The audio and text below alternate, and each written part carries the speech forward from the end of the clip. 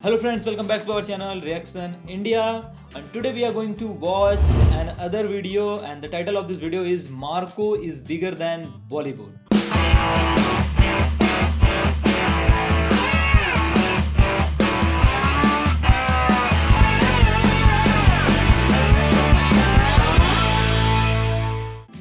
Marco movie Hindi, अभी आपको पता होगा मार्को क्या है करके बहुत ज्यादा क्रेज हो रहा है इस समय पे। और हमारे बहुत सारे सब्सक्राइबर थे जो हमें इसके कौन से वाले हमने इसके जो बोले थे इस पे हमने एक्शन टीजर पे रिएक्शन दिया था, वो हमसे कह रहे थे कि इसका एक और टीजर उसके ऊपर रिएक्शन दें। यस, तो हम उससे पहले ही वीडियो देख लेते हैं उन्नी मुकुंदन और शरीफ मोहम्मद का। सो स्टार्ट करते हैं, देखते हैं कि क्या कुछ है इनका जो पूरा अभी ये डिस्कशन हुआ है।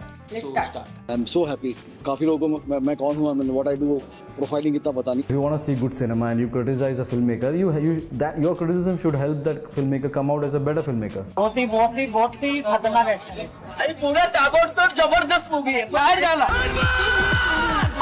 दिसंबर के पूरे महीने पर सेट की तरह कब्जा करके बैठी पुष्पा 2 के सामने किसी भी एक्टर, डायरेक्टर, प्रोड्यूसर की गूदे में इतना दम नहीं था कि वो इस फिल्म से सीधी टक्कर ले सके। लेकिन 20 दिसंबर 2024 को मलयालम सिनेमा से एक ऐसी फिल्म आती है जिसे पहले केरला की सबसे ब्रूटल फिल्म बताया जाता है, लेकिन धीरे धीरे ये फिल्म इंडिया की सबसे ब्रूटल फिल्म बन जाती है। जब ये फिल्म हमने रिलीज की दिसंबर 20 तारीख को, तो हमने कहा था कि ये केरला की सबसे वायलेंट फिल्म है।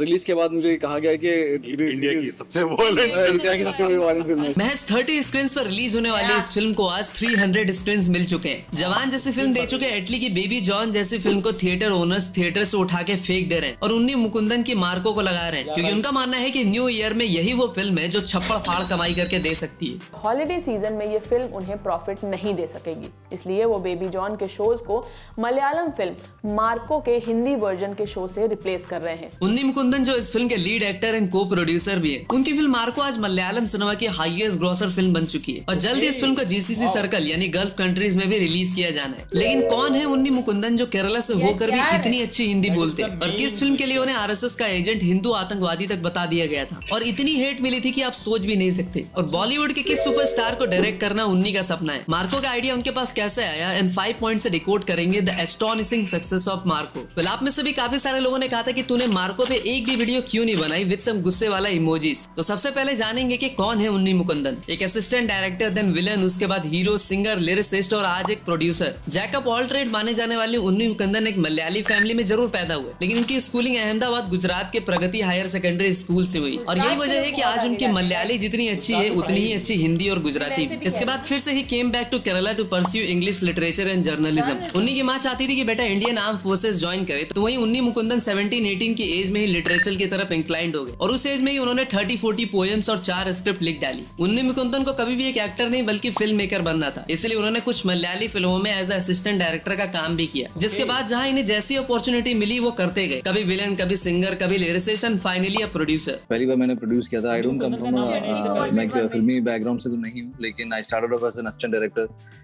फिर पहली फिल्मों में मैं विलन का काम करता था, फिर उसके बाद हीरो बना, उसके बाद I became a singer, lyricist हुआ, and then I eventually became a producer. 2012 में बॉम्बे मार्च जैसी फिल्म में इन्होंने मलयाली सुपरस्टार ममूटी के साथ स्क्रीन शेयर किया। तो वहीं मल्लू सिंह जैसी फिल्म से इन्हें केरला ऑडियंस भी ठीक से जान पाई और ये फिल्म 100 डेज तक थिएटर में चली। उसके बाद उन्होंने मलयालम सिनेमा से बाहर निकलकर तेलुगु में जनता गैरेज जैसी फिल्मों से तेलुगु डेब्यू भी किया और 2017 में आई अचायंस एज अ लिरिसिस्ट और सिंगर का भी काम किया। लेकिन 2021 में उन्नी की एक ऐसी फिल्म भी आई जिसको लेकर बहुत ही ज्यादा कंट्रोवर्सी भी हुई और वो फिल्म थी मेपाडियन। इस फिल्म के लिए उन्नी को आरएसएस एजेंट और हिंदुत्व टेररिस्ट का टैग भी मिला। बात कुछ बड़ी नहीं थी, दरअसल इस फिल्म में आरएसएस की सेवा भारती का एम्बुलेंस दिखा दिया गया था, बट कुछ लोगों को ये बात भी बुरी लगी थी कि फिल्म का हीरो हिंदू क्यों है और फिल्म में हनुमान जी की प्रतिमा क्यों दिखाई गई है। देखो, केरला में कम्युनिस्ट गवर्नमेंट है जिसकी वजह से सिनेमा भी वहाँ वही दिखाती है जो गवर्नमेंट चाहती है। ऐसे में ये फिल्म कुछ लोगों की गले की हड्डी बन गई थी, बट फिर भी ये फिल्म हिट साबित होती है और इस फिल्म के डायरेक्टर विष्णु मोहन को नेशनल अवार्ड भी मिलता है। उन्हीं पर यह भी एलिगेशन लगते हैं कि इस फिल्म को प्रोड्यूस करने के लिए उन्हें एक पॉलिटिकल पार्टी ने पैसे दिए, बट उन्हीं बाद में बताते हैं कि उन्हें इस फिल्म को प्रोड्यूस करने के लिए अपना घर भी प्लेस करना पड़ा था, और अगर ये फिल्म पिट जाती तो वो केरला इंडस्ट्री में बाकी कभी भी फिल्म नहीं बना पाते। कुछ सिमिलर कंट्रोवर्सी उन्नी मुकुंदन की मल्लिकापुरम जय गणेश जैसी फिल्मों के साथ भी हुआ।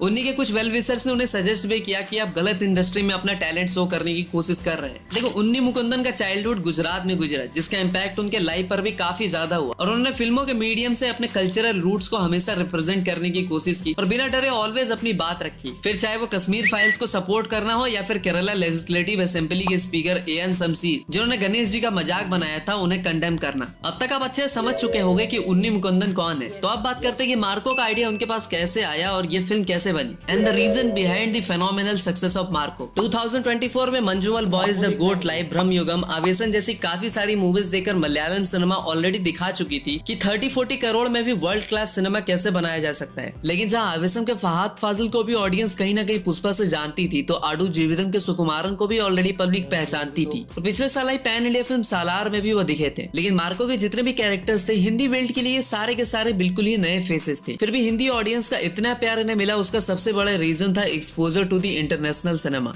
एक टाइम पर इंडिया में ब्रुटैलिटी नाम की चीज से सिनेमा को बिल्कुल ही दूर रखा जाता था। सिचुएशन ऐसी थी कि 16 में गब्बर के हाथ काटने के बाद ब्लड का एक ड्रॉप भी गिरते हुए नहीं दिखाया गया था, क्योंकि मूवी मेकर्स का परसेप्शन ऐसा था कि फिल्मों को फैमिली ऑडियंस देखने आती है, तो हम ब्रुटैलिटी फिल्मों में कैसे दिखा सकते हैं। इस मिथ को सबसे पहले तोड़ा राम गोपाल वर्मा ने 2010 में आई फिल्म रक्त चरित्र से। इस फिल्म में उन्होंने जिस लेवल की ब्रुटैलिटी दिखाई, दैट वाज एक्स्ट्रा ऑर्डिनरी। उसके बाद इंडियन ऑडियंस ने पहली बार जब Terminator 2, 300, wrong turn series, GOT, John Wick, Red वगैरह देखी तो उन्हें समझ में आया कि भाई ब्रूटल फिल्मों का भी एक जॉनर होता है, जो कि इंडिया में उस टाइम पर मिसिंग था। इसके बाद केजीएफ, पुष्पा जैसी फिल्मों ने भी स्टोरी के साथ वायलेंस एंड ब्रुटैलिटी को बहुत ही सही तरीके से ब्लेंड करके पब्लिक को दिखाया। फिर जाकर संदीप रेड्डी वांगा जैसे डायरेक्टर ने एनिमल जैसी फिल्म लाकर कहीं ना कहीं वायलेंस एंड ब्लड बाथ वाली फिल्में इंडिया में किस लेवल पर बनाई जा सकती है वो भी दिखाया। और पैंडेमिक के टाइम पर तो भाई पब्लिक ने भर भर के नेशनल इंटरनेशनल कंटेंट कंज्यूम किया, जिसकी वजह से पोस्ट पैंडेमिक पब्लिक ने स्टार, बिग प्रोडक्शन कंपनी के नाम से ज्यादा कंटेंट को प्रायोरिटी दी। और मैं आपसे ही पूछता हूँ कि जब आपके किसी फ्रेंड ने मार्को के बारे में आपको बताया था कि भाई गांव फाड़ एक्शन है और ब्रुटैलिटी तो इस फिल्म में ऐसी है जो तूने सोची भी नहीं होगी, तो क्या आप ये सर्च करने बैठ गए थे कि अरे इसका डायरेक्टर कौन है, सिनेमेटोग्राफर कौन है, किस प्रोडक्शन कंपनी के बैनर में बनी है फिल्म, हीरो वगैरह कौन है? नहीं ना, आपने झट से टिकट बुक की होगी और जाकर ये फिल्म देख डाली होगी। और अपनी हिंदी ऑडियंस तो मार्को के हीरो तक को नहीं जानती थी, तो बाकी स्टार कास्ट की तो बात ही छोड़ दो। मार्को इज द फिल्म, पहली बार मेरी एक फिल्म है जो हिंदी में डब होके यहाँ पे आई है। लेकिन हफ्ते भर में जब मुझे पता चला कि 300 से ऊपर स्क्रीन पे ये फिल्म आगे चली गई, आई एम सो हैप्पी। काफी लोगों को मैं कौन हूँ, व्हाट आई डू, प्रोफाइलिंग कितना और कुछ इस तरह ऑडियंस ने हर मूवी को चांस देना स्टार्ट कर दिया है। और यही रीजन है कि मार्को जैसी फिल्म आज 30 स्क्रीन से हफ्ते भर में 300 स्क्रीन पर जा चुकी है। लोग ढूंढ ढूंढ कर अपने नियरेस्ट थिएटर में जाकर ये फिल्म देख रहे हैं। और मैं इसी अप्रोच की बात कर रहा था, जहां अब ऑडियंस को थिएटर तक लाने के लिए किसी सुपरस्टार, डायरेक्टर या प्रोड्यूसर की नहीं, बल्कि पावर पैक कंटेंट की जरूरत है। और अगले पॉइंट में हम यही जानेंगे कि मार्को ने ऐसा क्या अलग किया जिससे इस फिल्म को इतना तगड़ा रिस्पॉन्स मिला। तो इस फिल्म के कंटेंट पर बात करने से पहले आपको बता दो कि इस फिल्म का आइडिया कैसे आया। तो 2019 में उन्नी मुकुंदन और डायरेक्टर हनी पदीनी की एक फिल्म आती है मिकेल। इस फिल्म में उन्नी के कैरेक्टर का नाम ही मार्को होता है। और मजे की बात ये होती है कि ये फिल्म भी गोल्ड स्मगलिंग पर बेस्ड होती है। So this is something that I've done already. 5-6 years back, I'd done a movie called Mikhail, and I'd played a part called Marco in it. So me and Hanif Adeni, the writer-director, thought it definitely has a sequence, a possibility of getting a sequel done. Over the period of time, we were convinced that this is the right time to go ahead with the project.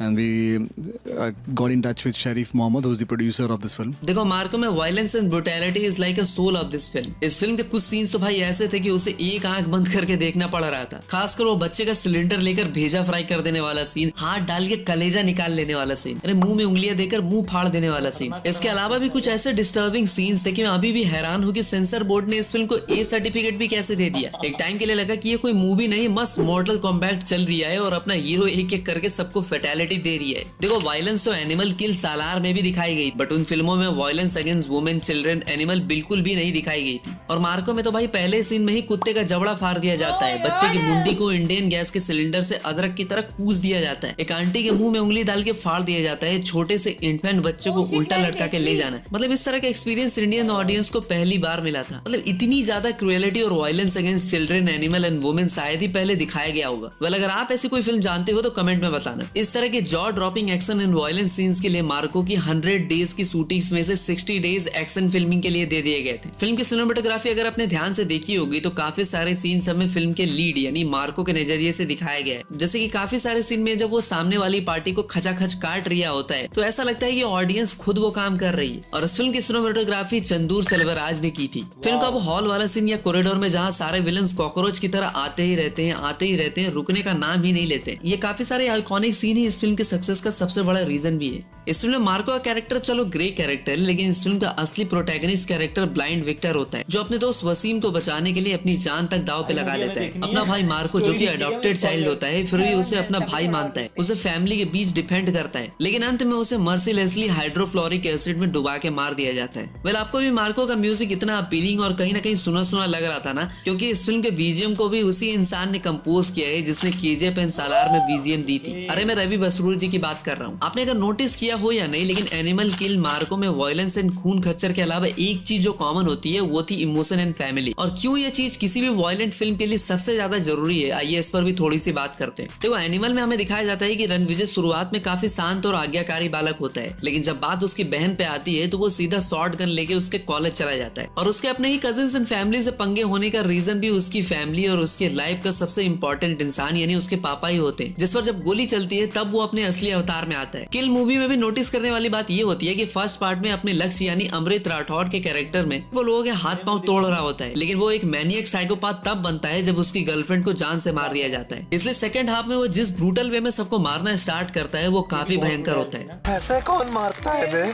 रक्षक नहीं राक्षस हो तुम। किल का वो scene जहां असिस विद्यार्थी के खोपड़ी में आग लगा दिया जाता है, भाई साहब मैं उठ के खड़ा हो गया था उस सीन को देखने के बाद। मार्को भी सबका यमदूत तभी बनता है जब उस फिल्म का विलन साइरस उसके घर में घुस के उसकी पूरी फैमिली को इतनी ज्यादा ब्रूटल वे में मारता है और सिर्फ मार्को को जिंदा छोड़ देता है वो सब देखने के लिए। और एनिमल हो, किल हो या फिर मार्को, ये सारे कैरेक्टर अपनी फैमिली को एवेंज लेने में ही ऐसा खून खच्चर मचाते हैं और उनके पास एक स्ट्रॉन्ग रीजन भी होता है। और इसीलिए पब्लिक भी इस तरह की action packed full on brutal फिल्मों की थोड़ी सी वीक स्टोरी होने के बाद भी कनेक्ट कर लेती है और उन्हें ये खून खच्चर लीड कैरेक्टर के पर्सपेक्टिव से बिल्कुल ही सही लगता है। एक और नोटिस करने वाली बात ये भी है कि ये सारे कैरेक्टर बदला लेने से पहले सीवियरली इंजर्ड होते हैं और इसके बाद भी वो अपना अल्फा मेल वाला स्वैग दिखाते हैं और विलन की ठुकाई कर देते हैं और इसी वजह से पब्लिक को काफी ज्यादा थ्रिल भी मिलता है। और कहीं ना कहीं अपने फैमिली को प्रोटेक्ट करने वाले ये सारे रेफरेंसेस महाभारत के भीष्म पितामह जी से इंस्पायर्ड है, जिन्होंने आजीवन अपने परिवार की रक्षा करने का प्रण लिया होता है। अगर आप भी इससे एग्री करते हो तो वीडियो को लाइक करो and show your support. Marco is better than Bollywood. Oh my God. That is the title of this video and I think the movie is justified. लोग ऐसा बोल रहे हैं ना, ऐसा रिव्यू आ रहा है लोगों में। हमको सीरियसली अभी तक कुछ भी नहीं पता था मार्को के Yes. बारे में, सिर्फ हमने एक टीजर पे रिएक्ट किया, ट्रेलर उन्नी पे। मुकुंदन के बारे में मैंने उनको देखा है ऑलरेडी, बट मैं उनका नाम नहीं जानता था और मुझे ये भी नहीं पता था कि मार्को में he is the lead character और उन्होंने को प्रोड्यूस किया है मूवी को। Oh my God, मतलब Nice. ये मूवी देख के मुझे एक चीज Appreciated वैसे। सबका समय आता है यार एक बार। Yes, definitely. बहुत पहले से मतलब जैसे कि मेहनत कर रहे थे वो, तो फाइनली इस बार उन्होंने मतलब देखा 3,000 स्क्रीन पे, 300 स्क्रीन पे अभी मिली है, लेकिन बढ़ती जाएगी धीरे धीरे, क्योंकि अभी देखो फुल एक्शन मूवी और इसको वो क्या बोलते हैं, कौन सी इंडिया की सबसे ब्रूटल मूवी बताई जा रही है। KGF, एनिमल KGF का और जो background किल है। के साथ मतलब इसको कंपेयर किया जा रहा है, तो यार ऑसम मूवी होगी, है ना। मुझे तो लगता है भाई, और लोगों ने हमें कमेंट किया था इसका जो है मार्को का सक्सेस ट्रेलर के ऊपर आप यस, रिएक्शन और तभी दीजिए। इतने लोग मतलब कमेंट कर रहे थे Yes. यार, मान गए यार तुम लोगों को, थैंक यू सो मच हम लोग इतनी देखें। इन्फॉर्मेशन देने के लिए। एंड अब आप आगे देखेंगे इसका अब हम कुछ ना, उन्नी मुकुंदन detail को देखेंगे पहले तो हम पूरी। उन्नी मुकुंदन को देखेंगे, उस मूवी देखेंगे, देन उसके बाद या हमारे एक होता है ना कि एक और लिस्ट में ऐड हो जाएंगे जो एक अच्छे मतलब होता है ना कि डायरेक्टर या एक्टर के रूप और में। ऐसे ही मूवी देखना मुझे पसंद भी है, Yes. बस थोड़ा सा खून खराबा में कम देखना पसंद है, देख बट देख आई नहीं पाती मैं वो लव सब but I cheese. Love brutal movies, है बहुत ज्यादा No. मुझे पसंद है। सो आप लोग बताना कैसा लगा आपको ये पूरा का पूरा वीडियो, हमें तो बहुत अच्छा लगा। अगर आपको अच्छा लगा प्लीज वीडियो को लाइक जरूर कीजिए। मिलेंगे आपको एक नई वीडियो के साथ, तब तक के लिए बाय बाय गाइस।